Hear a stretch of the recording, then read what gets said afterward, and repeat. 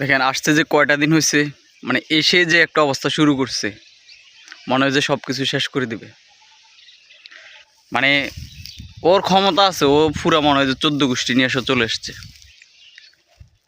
এই যে এখন দিনের 12টা বাজে, ঘাসের জন্য আসছে আর কি।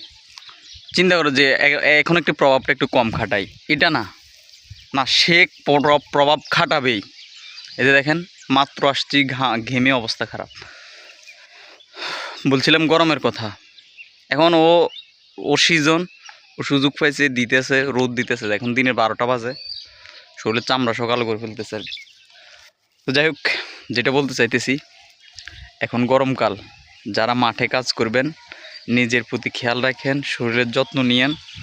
প্লাস হচ্ছে অতিরিক্ত গরমে, যখন গরমের তীব্রতা বাড়বে তখন নিজেকে সেফ রাখার চেষ্টা করবেন আর কি। অর্থাৎ যতটুকু গরম আপনি সহ্য করতে পারেন। অনেকে দেখা যায় কাজ করতেই থাকে, এটা শরীরের জন্য যেমন রোদ আমাদের যেমন শরীরে ভিটামিন ডি সরবরাহ করে, প্লাস অন্যান্য জিনিস সরবরাহ করে, তবে অতিরিক্ত গরমে আসলে কাজ করলে আপনার শরীরের ক্ষতিও আছে।